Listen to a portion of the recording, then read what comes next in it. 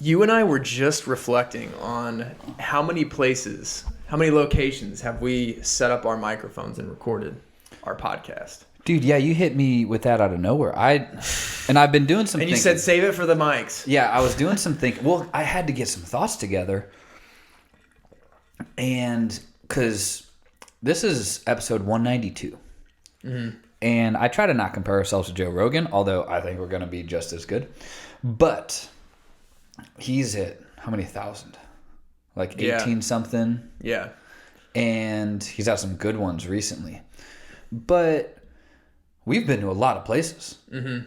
From people's homes to gyms to other studios. Baseball fields. Baseball.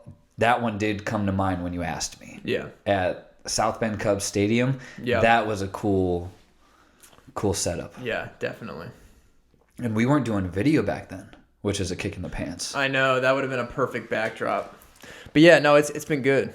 Enjoying the process. And then, obviously you and I have moved to different places too since when we started this in 2018. So I've lived in multiple places since then. So our private residences, we've been to like other people's private residences. So it's always good when we can develop a rapport with a guest. And lucky enough that they'll invite us into their own home and we can have the conversation there. Yeah. Your home, we've done your home too. Yeah, we did my house. At your hometown house. Yeah, my parents' house. But yeah, it's been a good ride. I will say I really did enjoy the very first studio. I did too. Downtown Speakeasy. Right off from Meridian Street, above that Hard Rock Cafe. Yeah. I don't know if it's still there or not, but the Hard Rock Cafe. But it's the second floor of that building. I always find like when I go to any like village, city, whatever, where that has like regular like shops and stuff, I'm always interested at what's above there in those buildings on the second and third floors. Like, is that some like famous author's office or something? Like, right. I'm always wondering like, who does someone work out of there? And even though I have a nice, sick home setup, I think it would be cool to like eventually at some point like have like another office that I can just go to. 100%. Yeah. Yeah. So. My dad has a home and physical office too. Smart. Yeah, he's got both. But yeah, that studio was just loaded up. Mm-hmm. Where else? Another spot came to mind. Oh, Mondo's house. Yeah, Warsaw, Indiana. His 9-1 Monty. 9-1 Monty, yeah. Yeah. I had a good time there. Yeah. Because it's fun being in someone else's studio. Yeah. Because he raps. Yeah, go check out his episode. Yeah. Tanner, when we went to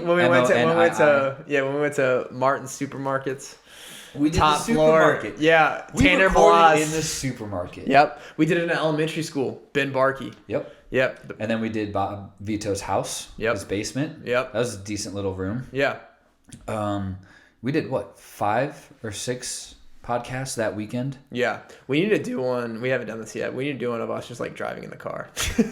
That'd be great. Yeah, we wouldn't be able to. I don't know if we'd be able to do like the mics and stuff. But well, we need to get those. Having a podcast where you can hear the tires on the road. I think that just, I don't know. That adds. He wants all this ambient noise. No, I feel like that adds authenticity. Like people will feel like they're in the car with us if you have that noise. I'm totally in. We have. So yesterday, I forget where I was driving to, but in my mind, I was making up a list of equipment that, okay, we can actually justify spending good money on. Yeah. One of those things where we don't have to spend a ton of money, lav mics, like for on the shirt. Mm-hmm. And that's how we would do a podcast while we're driving. Yeah, I like that. But the other part of that, I don't know if we'd want to hook the GoPro up to the dash, but I think having at least a stand or something for a phone for video, so we could use a phone, the GoPro, or the camera that I've looked at too. Yeah. Which that's a pretty penny, but again, will last. But we'd buy a nice case for it, like treat that up to the nines. But we need some really top-notch visuals. Mm-hmm. Yeah. Which we've said we could each use for our own business stuff. Mm-hmm. So, yeah, we could totally do an episode on the road. We would just do it with those lav mics, and we'd be fine. For sure. But yeah, so I need to put the list on paper and price it out. Mm-hmm. But I think the lav mics would be the most important because we can still use phones. We still do have a semi-working GoPro. ish. So we have it gets the job done. Yeah, we have enough visual aids. It gives us our YouTube videos. Check out our YouTube, by the way. Hell yeah, check out the YouTube Off the Dome Radio. But like we can make things a little cleaner and crisper. Right. On editing software. Not that like we're doing all these edits, but just to brighten up the picture a little bit. Yeah, exactly. So, yeah, but we'll be good. We'll have everything we need. We still don't have a case for our actual equipment. It's fine. We're getting there. My Eddie Bauer big travel bag. Yeah. Shout out Eddie Bauer. We're enjoying the process. It is what it is. You know, we're balling on a budget. Yeah. For me, like, we're the main goal that we're accomplishing is we're creating content for and solving a problem for someone. Right. Well, if it's just one person. So yeah. we have the mics, we were able to get the audio and the video, and then we can just put it out there. Thankful to be able to do this. Dude, sure. it's just a good ass time too. Yeah. Beef. Yeah. What's an ass time? It's a good time. No, I care about every single one of you that's listening to this podcast right now. But how I see this is a way for us to cut this up into like 10 more pieces of content for our own businesses and putting to our socials where we give it for free, right, and then go from there. So yeah, 100%. It's fun to see where it takes us. Yeah. Yeah, we're also on Patreon right now, so look us up on Patreon. Got some cool stuff there, like $5 a month. Ain't no thing, chicken wing. A lot of good content. Tim has some great LinkedIn guides, some instructions, some how-tos, how to really touch up your LinkedIn. So check those out. And then I have a few exercise programming things up there. Again, we're continuously uploading things to there, but we're catching up on all the content there. But we are on Patreon. Mm-hmm. Cool. All right, life of Tim. How's it been hanging? Yeah, man, it's been to good. The right? It's been good. Yeah, life updates. I was in Louisville a couple weeks ago, and then I went to Michigan the week after that. Yeah, you've been doing some traveling. Yeah. So went down. Speaking of tires on the road. Yeah, for sure, and that was fun, especially Michigan. I liked Michigan. It's always so peaceful, remote up there. I feel like I can really just like kind of just relax a little bit. And I've told a lot of people, like, I eventually want to have like another place up there that I can go to, just because I love the golf up there. Yeah. I love the fact that it just feels so different, and I feel like you find I wouldn't say inner peace, but like stress free. It's always stress free when I go. Yeah, it's a little sanctuary. Yeah, for sure. Yeah. So that was fun.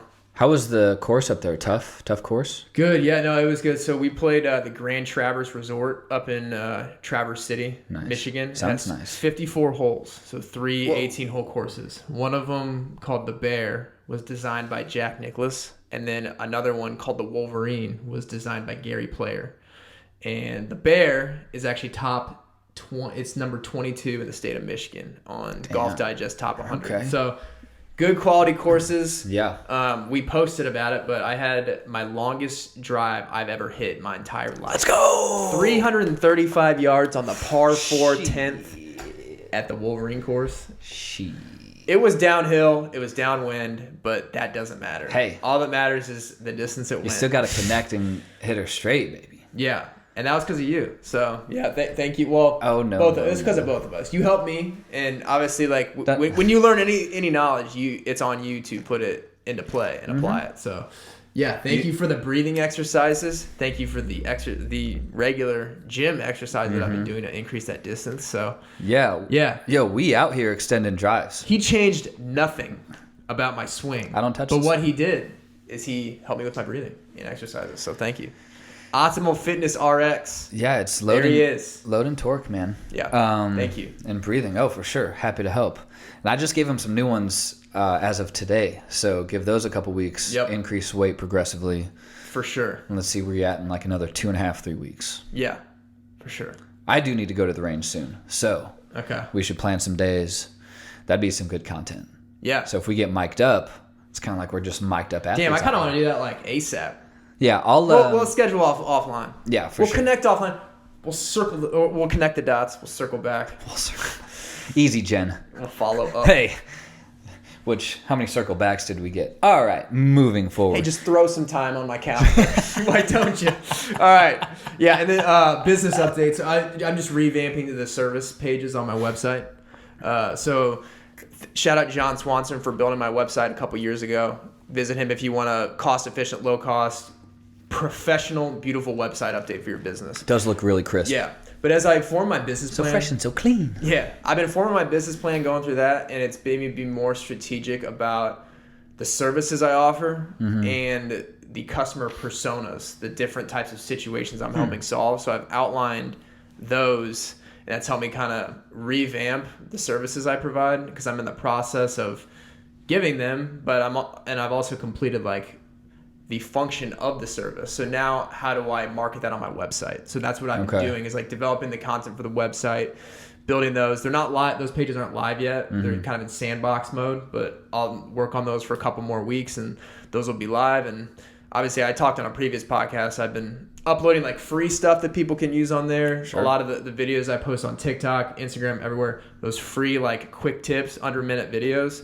those are on there as well. But I'm also in the process of just optimizing the entire website for voice search. So like over the next 10 years, like as more and more people have Alexa, they're like, hey, I need a resume writer. Like how can I like position myself to like, and there's different, that's a whole other can of worms, but like with SEO and like making the content on your website look more conversational, so that when someone is in voice searching that in like a regular voice command, that's on there. And I sent you an email this morning, we'll talk offline, but there's like different resources that you can use to like, hey, what are people searching for the most on Google right now? What are people searching for the most in this topic? And there's things you can do to like kind of reverse engineer that. So we'll talk off. I don't want to give away all these secrets. There could be other could be other career coaches and resume writers listening to this right now. I don't want to give away enough free shit. But so you have to do something special to enable you to be found via voice search? I'm in the process of learning that right now, because I'm not there yet, but I'm in the process of just creating the content for that. But obviously, like as things evolve over the next 10 years, we're kind of in the beginning. This is kind of so it's not really here yet, but like obviously people are using Alexa, all this stuff right now, all the time. Like that's pretty ingrained, but I think it'll be more important than ever over the next 5-10 years to make sure that your business and your brand is like positioned that way, because like you never know like how long social media will be around. That'll be around for a long time. That's true. You obviously want to like voice is where the next thing is heading over the next 10 years. So interesting. Yeah, trying to look into that. So that's a great way to go about it. But that, and then I'm gonna start putting more content on LinkedIn as well. Okay. I feel like you already do put a good amount on LinkedIn. No? Well, I could put out more. Like obviously the videos that I've been putting out, I want to kind of start putting those on LinkedIn. But yeah, why not? They're great videos, well edited. Yeah. So trying to find the right mix, because I think LinkedIn is such a crucial platform. So yeah, revamping the content there. Nice. Yeah. Nice. But yeah. What about you? Or what were you gonna say? Sorry. I was gonna say LinkedIn. Ever since you got me super into LinkedIn, I've been pretty regular on there. And, you get a lot of just, hey, business loan this, you want a franchise, like a lot of that nonsense. But talking to a guy about, he does golf equipment. I got to look up his website. Shit. Fuck that. I just won't go into it. But no, LinkedIn's got some powerful moves to it. Because I've been regular and my search appearances are going up, or like views are going up and all that. Good. So I mixed in, had another blog recently, because I was like, I haven't done a blog. So doing that. But yeah, trying to figure out ways to kind of have good partnerships, make more passive stuff. So I'm going to create a 6-week guide to adding 20 yards to your drive for golfers. Yeah, so that's my next thing I'll be working on. But still trying to figure out TikTok. Like getting, a couple hundred views and not much action. So it's like, all right, what do I need to do differently? I made videos tailored more towards athletes in my niche that I want to go after. But yeah, outside of that, like I said, TikTok has been the heaviest right now. Because of Jose, that's where I've been spending more time and energy. But I'll just, once I make those, then I'll post it in my Facebook group. I'll post it on my Instagram, and I'll just kind of blast it everywhere. Yeah. And see what happens. No, and it sounds like someone like you, it's been awesome seeing you like evolve over the last several years with your business. And it's not like, I feel like now more than ever, you have such a way clearer idea of like, who is my target person? Like, who are my target people that I serve the most? Yeah. What problems are they facing? And like, what solutions can I provide? I feel like you've got that really like clarified right now, it sounds like. So that's good that you've... Yeah, for the first time in a while, because I was like, yeah, athletes, but, and this might just launch us into career tips, but, really going after high-performing, high-end athletes. Yeah. Particularly in extreme sports, X-Games style sports, from wakeboarding to snowboarding, skiing, all of that stuff, skateboarding, to combat sports. I'm very interested by combat sports. But just any higher performing athlete, like, I like working with golfers too now. So just more athletic performance is what I'm after, but in those specific areas. Yeah, exactly. Yeah, because I like working with people who are ready to perform, because they'll listen, they'll do what I tell them to do, and then they'll see shit happen. Yeah. Yeah, and that's how you separate yourself from your competition, is like the clearer your idea of who your target customer is, the better you'll be able to create content and solutions for that customer. And that goes along with like clarity of your customer, but also like niche too. Like even the narrower you get with your customer, I feel like it's going to make you that much better in that niche.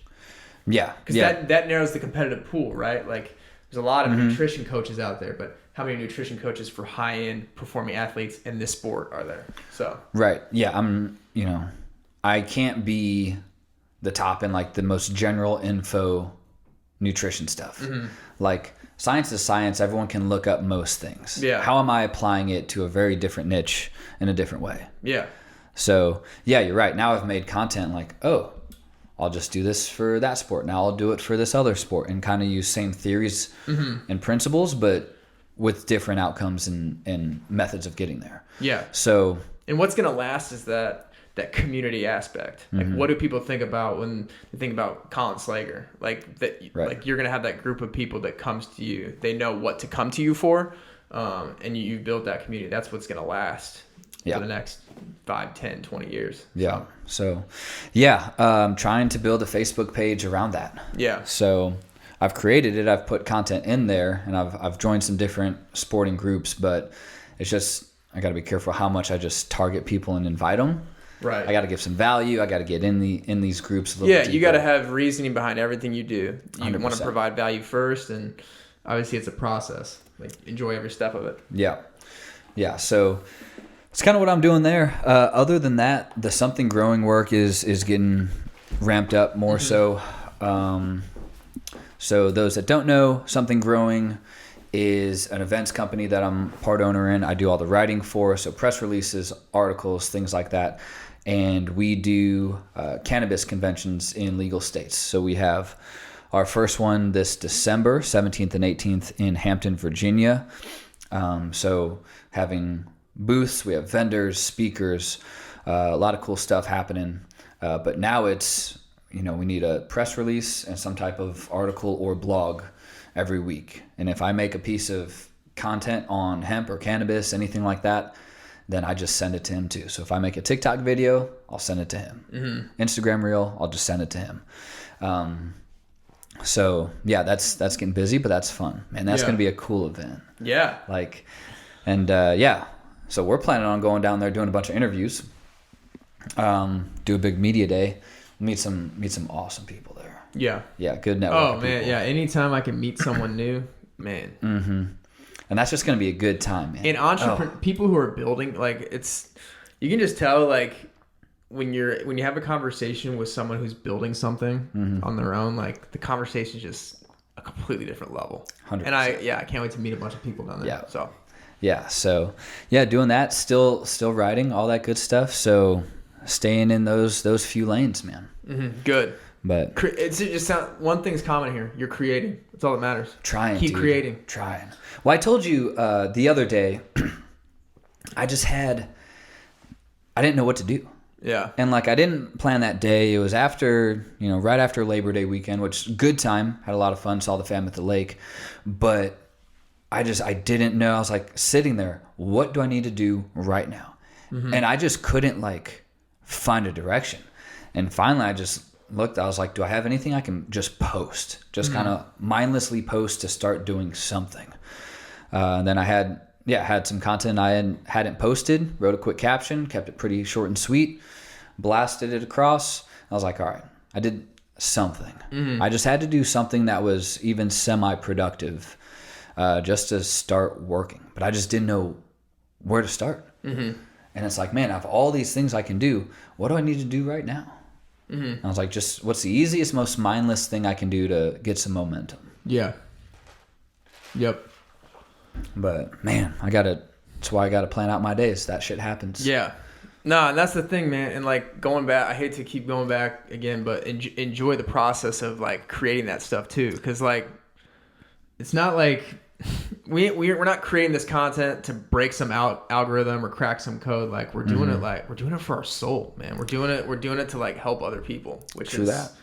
I mean, that makes it so easy to do. I feel like, or like want to do it. So yeah, that's one of our sales mentors, Nick, in the coaching group I'm in with like the nutrition people, NCI and BCI. So I'm in their business mentorship, and one of our sales calls, Nick had that same thing. He goes, you need to get very specific about why you're doing it. He goes, yeah, we're here to help people.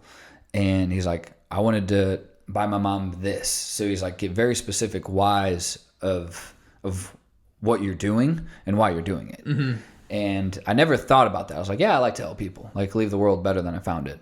But then it was, I remember this one lake house I wanted to buy my mom in Pentwater, Michigan. Like it's very specific things. I want to buy my dad another boat just because. Like very specific things. You know, I don't want to have to worry about my kid's education or new cleats for soccer, whatever. yeah. And that kind of gave me a little different fire because it's like, yeah, that is exactly why I want to be where I want to be. And now am I acting on how to do that? So it's, and that's, you know, some of those you'll hear sales things you've heard and that you haven't heard, which are good, but sometimes it's just hearing something a different way. Yeah. To reignite the juice a little bit, be like, oh yeah, like if I'm slacking on something, stop slacking. This is why I'm doing this. I got to perform. Yeah. Or I need to get like a different job. I got to perform here. Yeah.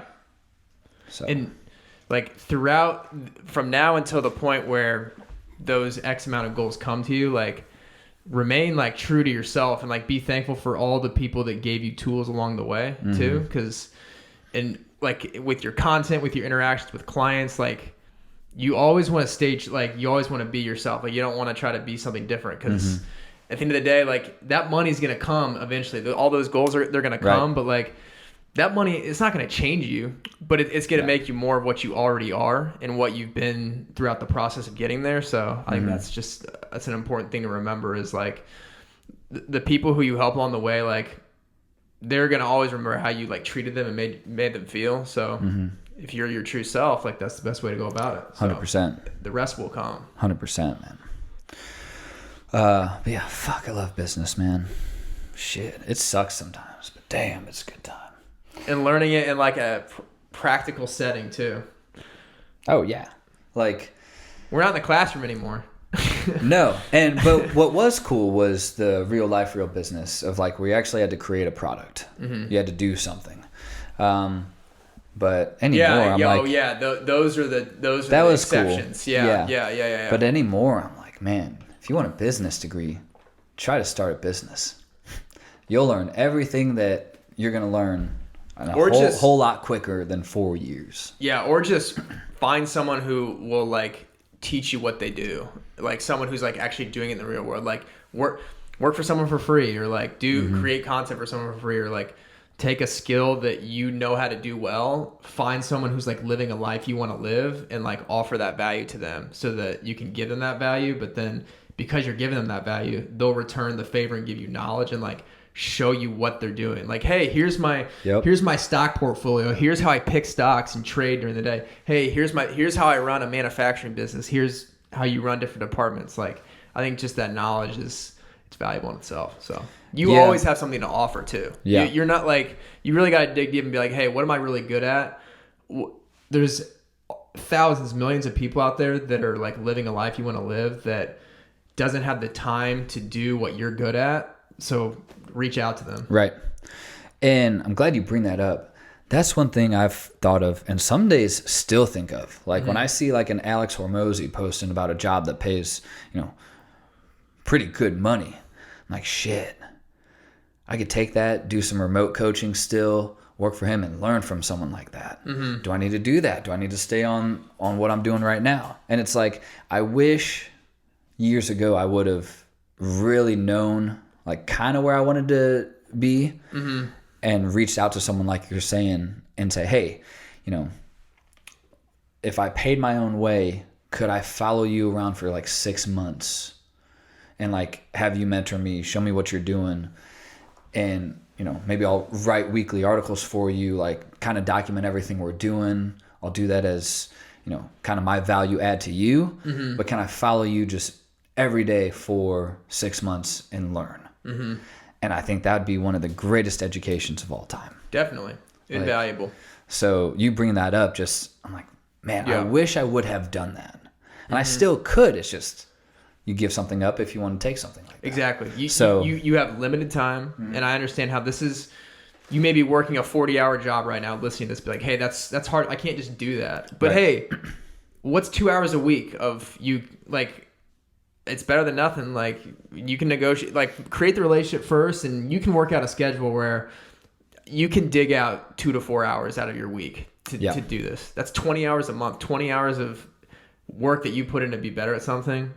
Think how much better you are at that thing compared to like 0 hours of doing that. Yeah. So, and a lot of people can work remote now too for almost as long as they want. So if you need to travel somewhere, work remote, be like, hey, if I pay my way, if I fly myself out, can I follow you in the afternoons from this time to this time, whatever you're doing? Yeah. Even if you're like scrolling on your phone just to learn. Yeah. Can I do that? And they'd probably respect the hell out of that too. Like, oh, you're going to do your remote job all day and then come and just watch. Hell yeah. I know people who are working for Fortune 500 companies, remote jobs, but they're also musical artists on the side. Yeah. You can do it. Yeah, it's just... You can do it. It's all about time management. It's tough. It takes discipline. Imagine that. It's hard to manage time. You got to manage your time. You got to dig out the time. But and do you really want to do it too? Yeah. Like going back to the why. Like, why are you doing this? So yeah. Bet, Lynn. All right, Tim. Let's get into some career tips. What you got for sure. Us? You want me to start? Yeah, I want you to start. Let's kick this bad boy off. Okay, sounds good. Yeah, so I want to just talk about like your online presence, like your digital online presence, because we live in a digital world. Potential employers, clients, other professionals who would possibly engage with you, they're going to look you up online in some way or another. And what if you do or don't like social media, or if you don't like putting yourself out there, creating content, whatever, that doesn't matter. There are people who are looking you up online though, whether it's someone who's, like I said, employer, client, whatever. And there's kind of 3 things you can do to, whether you're actively or passively looking for a job, make sure your online presence is strong. And the first thing is create an online LinkedIn profile, or if you already have one, polish the one you currently have. Because I think, whether you're passively or actively looking for a job, like, and you're marketing yourself, you're marketing your company, whatever. If you're marketing anything, it's all about attention. And I feel like LinkedIn is the one like professional platform. If you're looking to like network or become a better professional, there's over 800 million people that are using that. So you should have some type of presence on there that communicates like an up-to-date snapshot of your life. Like, make sure your work history is up to date. Make sure your skills are relevant and geared towards the types of jobs you want to go for. Make sure like any like projects, awards, organizations, volunteering, anything extra you do outside of like your regular job, make sure that's on there. Because there will be people that look for you on there. And if you type in Colin Slager, if you type in Tim Allersmeyer, if you type in your name into Google, there's awesome shit. If you type your name into Google, there's a good chance that your LinkedIn profile is in the top 5 search results if you have one. Yeah, look, I was talking with a client like earlier this week, and I was like, hey, let's type your name. I typed their name. I was like, your LinkedIn profile is the 4th listing on Google. So when people like look you up, like I think your LinkedIn profile should really be updated. Damn. It doesn't need to be like, obviously I work with people to create the most beautiful LinkedIn profiles ever, but it just needs to be updated, right? Mm-hmm. Like work history, skills, like stuff that you've been working on. So if something looks dated on a LinkedIn profile, do you think that would deter a potential employer from wanting to reach out? Is it enough to deter, you think? Yeah, I think it could, because like the thing is like you don't want to like leave them assuming things. Like you want to be upfront, like you want to communicate your value up front. You want to entice them to reach out to you to bring you on board because your presence is so good, but you don't want to like deter them from reaching out at all because they're not sure like why does he not have a job in here since 2016? But fair enough. Yeah. Second thing is like scrub your social media too. What I mean by scrub your social media is like make sure there's no like photos out there that are you like breaking the law or like unprofessional or stuff like that. Because believe it or not, like your Instagram, your Twitter, whatever you have, that's also in the Google search results. That's kind of how if you were to go about this, I would just search your name into Google and see like what comes up. If you're gonna like do like any type of scrub. So remove any inappropriate photos to make you look like unprofessional, irresponsible, and then this last one is more for people who are like are kind of looking for a job, or they're actively looking for a job, or they want to just have a plan B, is upload your resume to like online job boards like LinkedIn, Glassdoor, ZipRecruiter, Indeed. When you upload these documents, no one will know that you uploaded them. So like your current employer won't know that you like did this. This is like completely private. You can upload them, and then that way, like if you ever want to see a job, you can like one-click apply and save your time later. So those 3 things. Well, and also I feel like having a resume on job sites like that, like they were at one point looking for a job, doesn't always mean they're always looking if it's just still up there. Yeah. But I see how it's nice there's no notification. Like, hey, so-and-so uploaded a resume. Yeah, no, that's a sold me out, man. Dude, you wouldn't believe the amount of people I talk to. That's a main concern of theirs. So like, hey, this stuff that I'm doing with my LinkedIn, like, will my current employer know? Because most people, they have a job that they're satisfied with. Yep. They just need a resume or LinkedIn update in case something happens. So they don't really want to leave. They don't want to jeopardize anything. So that's why LinkedIn, Glassdoor, ZipRecruiter, all these websites, like they have systems in place to protect your confidentiality when doing this. And obviously, like on the other end of it, there's people at these companies who hire for these jobs. They're like super users that have like access to their ZipRecruiter account that will see your resume, but that's like that's who you want to see your resume. Got it. So if that makes sense. Yeah. So they can kind of like broker you to. Yeah. Cool. All right. So those 3 things, give us those 3 one more time. Yeah. So create a LinkedIn profile or polish your current one, because that's where everybody's hanging out at. Scrub your social media for any inappropriate photos, unprofessional, you breaking the law, take those down. And then the 3rd thing is upload your resume to job boards like LinkedIn, Indeed, Glassdoor, different stuff like that. So nice. You know anyone who does LinkedIn pages, Tim? Yeah, I do. But go to my... Oh, do you? Go to my website, though, and go to free, like, my resource library. Hella LinkedIn videos, free LinkedIn videos on there that you can free actionable tips. But yeah, if you want your resume or LinkedIn updated, I can do that for you. Hell yeah. Your TikTok's on fire too. Oh, I'm loving it. TikTok is fun. They're just good videos, man. Yeah. I'm getting my feet wet right now. Yeah. All my videos are like kind of the same format, but stay tuned. We're gonna be switching we're gonna be doing different types of videos here soon. Love it. Okay. Yeah. Good tips, man. Thank you. Good tips. Yeah. What about you, sir? So one, I've been having good amount of consultations lately for nutrition and training, which is good. But in each one, I've tried to remember when we talked to Tim Roberts, who he does Sandler Trading, Trust Point, and he does like big time companies, CEOs, and will kind of teach them how to resell or rebrand. Okay. But it's sales solutions is really what it is. So whatever reason they're not selling for, he's there to try to fix it, get down to the root problem. So this man was a master. You can just talk to him and you could tell he could sell me my own bottle of water to me. But one of the biggest things that I remember was he said, never be desperate for the business. He goes, even if you need that to pay your rent, he goes, never come off desperate. He's like, people will sniff that out. And the more you act like you're just going to go to the next one that day, whether they say yes or no, the more they're going to kind of lean into it. To where if they smell that you're just desperate for business, doesn't look good on anyone. No. And so it's not that I don't care about the business or not, but I have to have a very nonchalant, oh, hey, I'm going to go also talk to this person or this coach, this dietitian. All right. Go ahead.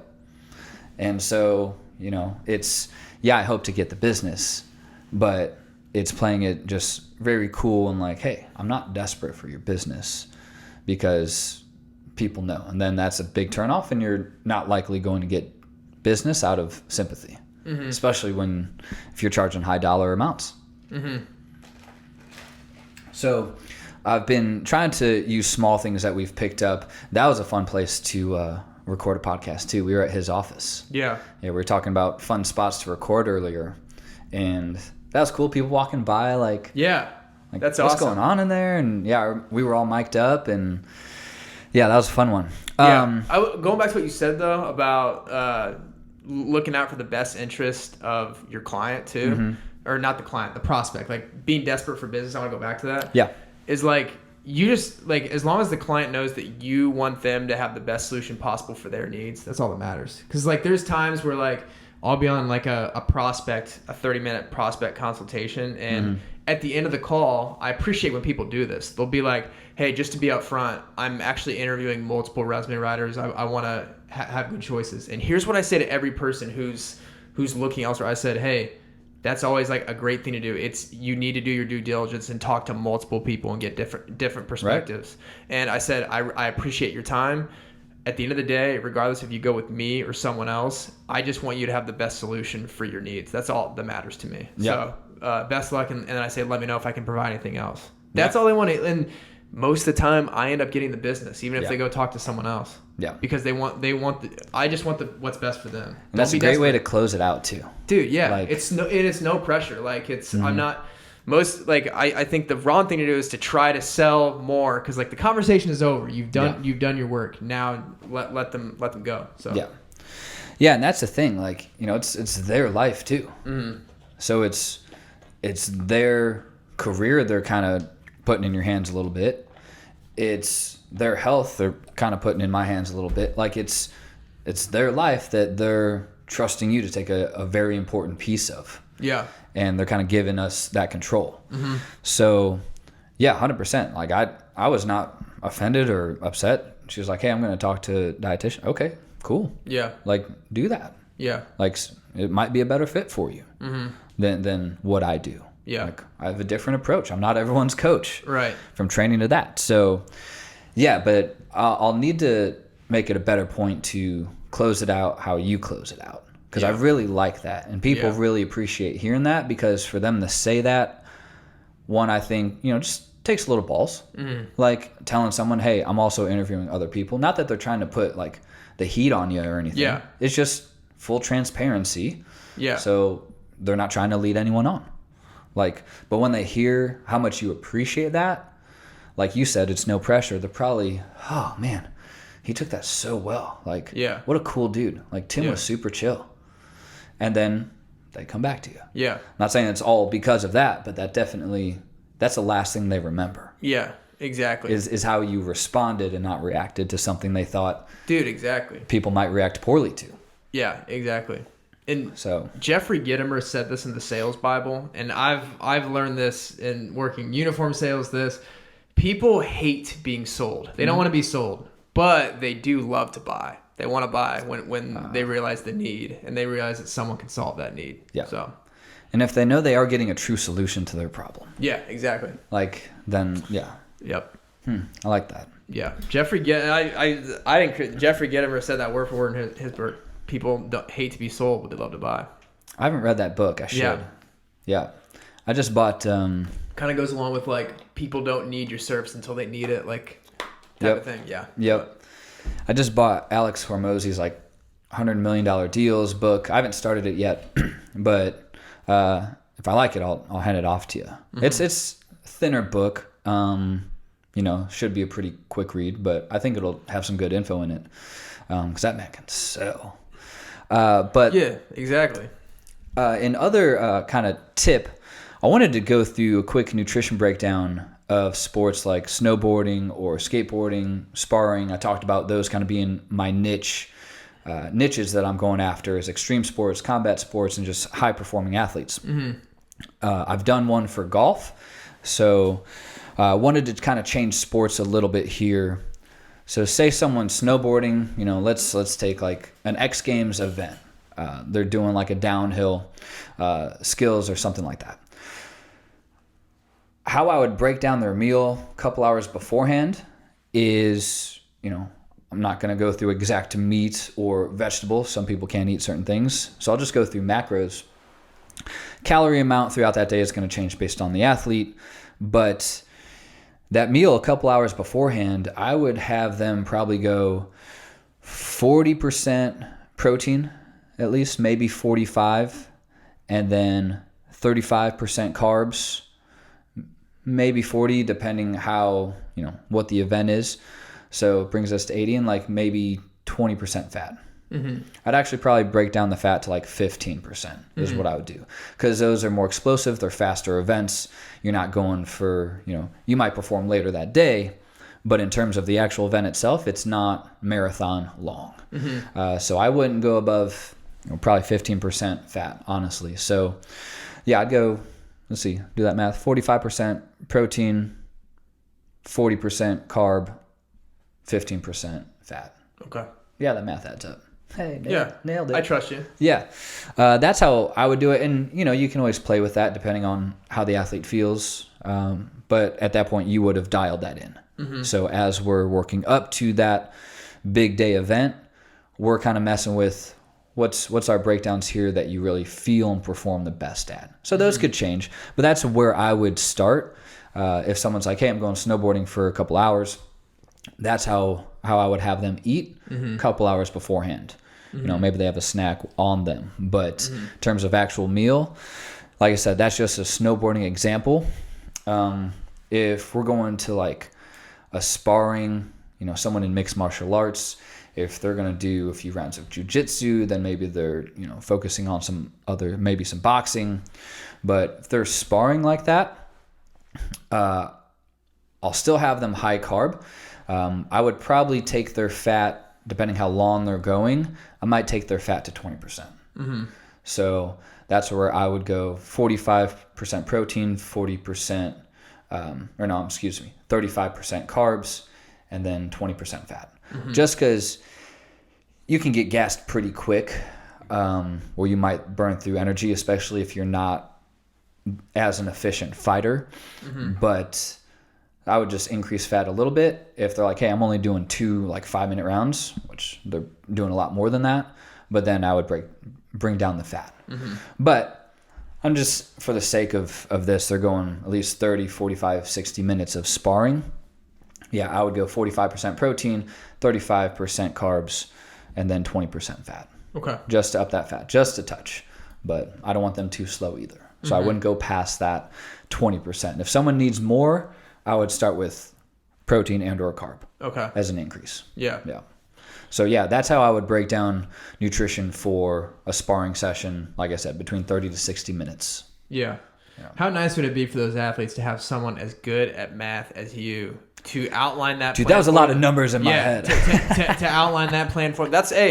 That's why you're good at what you do. You know those numbers. That's why someone places their trust in you to help them out with that. So yeah, I always, people say, oh, thank you for like helping me out. I was like, well, thanks for trusting me. Yeah. To do this. Thankful. Because I like to think I know how to do it. Yeah.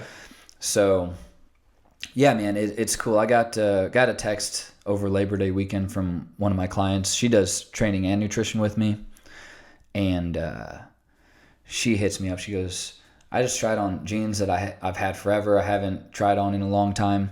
those don't fit.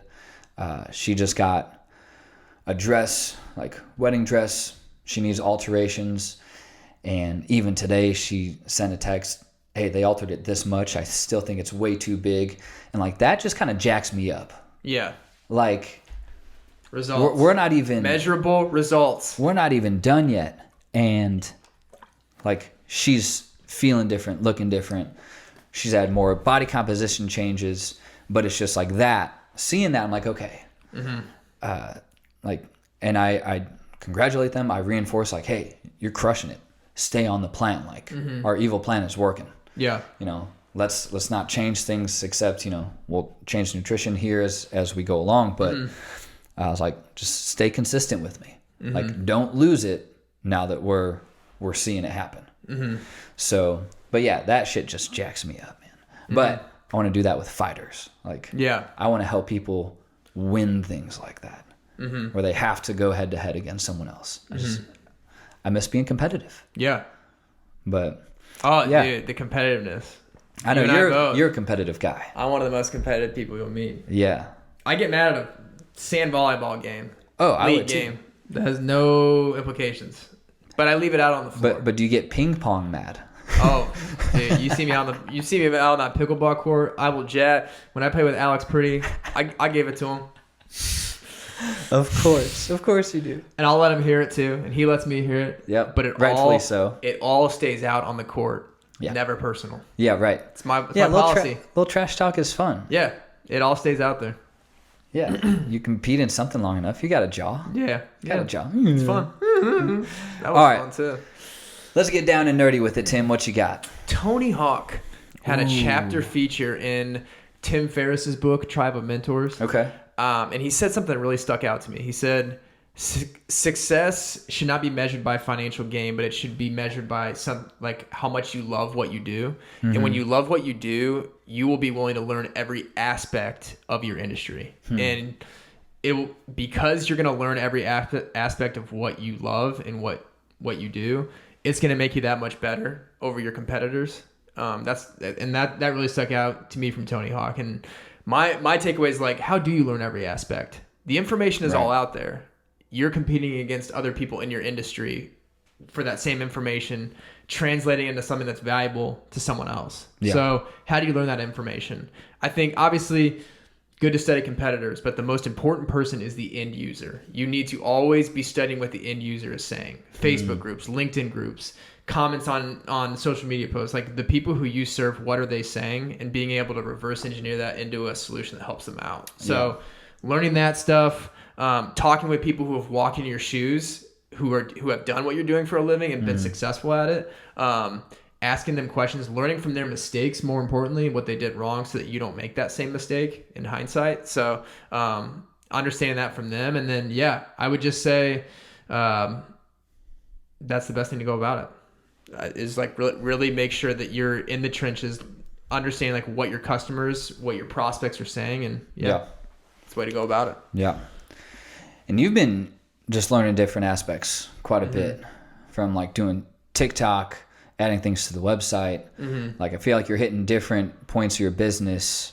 You know, you're always writing resumes and working on LinkedIn, but like you're really going behind the scenes. Yeah. And doing a lot more different, following more different avenues. Yeah. Behind the scenes of the business. And I knew that I was going to be doing that more. I just needed to find the right time to do it. And I knew that like when I was able to get my own space and be able to like have the freedom to create in my own space where I live, that's allowed me to be a lot more productive with that. Yeah. And because I charge more now, because I'm so much better at what I do, the value of my services are higher, I can charge more, therefore I can work less. And that time that I say that I don't work as much, I have way more time to like create content and do everything I need to do to like study like what people are saying out there. Cause you just, that's the most important thing. It's like, we're so trained to like study our competitors, and you really should study your competitors and what other people are doing. I think that's good, but the priority is the customer, because the customer is the most important person. Yeah. That's who's buying. Yeah. So. Nice. Did you, I love Tony Hawk. Did you ever play his games growing up? I didn't. Actually, no, I didn't own the game, but I do remember playing it at like friends' houses. Okay, yeah. Yeah, yeah. Love those games, man. American Wasteland was one of my favorites. Yeah. Oh, that was so good. I still haven't read that Tribe of Mentors. I need to. And I keep saying that every time you bring it up. I need to. Well, it's one of those books. You don't have to read it. I'll give it to you on your way out. You don't have to read it beginning to end. You can just... all of these high-profile names, Tony Hawk, like... Yeah. You can just go to their chapter and just read their like one-page chapter. It's kind of like a Bible, like devotion book. Like there's like a day for each thing. Okay. You can kind of just go to like a single day. Nice. You just go to a single chapter. You don't need to read it end to end. But I'll remind me to give it to you before you leave. I might just buy it. Eventually, I want a bunch of books in a library. Yeah. Like, well, you can take it and borrow it and then buy it for your bookshelf and then give it back because I'm gonna need it. Give it back. Appreciate it. Look at this. I just lost it. But no, I like that. And I don't know, like, yeah, I chase financial goals, but you need to have the financial goals because you need different ways to measure success and measure performance. It's more than like for your own like goal setting. Well, it's also accountability. Like, that and like what the money can do. Yeah. Like as a resource, what can it do?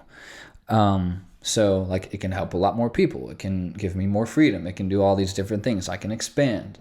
Mm-hmm. So long-term game though. Right. But it's people are like, oh, how are you going to make all this money? Like doing the things I want to do. Yeah. Like, there's a ton of money out there. Yeah. You can do whatever you want to do. Tony Hawk rode on a board with 4 wheels. Mm-hmm. He's Tony Hawk. Yeah. So not trying to dismiss skateboarding. It's just dude just loved to skateboard and turn it into a whole career. Yeah. And awesome video games. Yeah, exactly. No, and I think that's why, like, I mean, your competition, I feel like that's why people diminish. Like, that's why people stop doing that thing that they were passionate about. It's because they were doing it for the wrong reason. I feel like the people who come out on top, like, they were always doing it for the right reason all along. Yeah, it's not always the case, but I think it's a good way to like approach it. Yeah, and some people, they don't find that passion till it's like,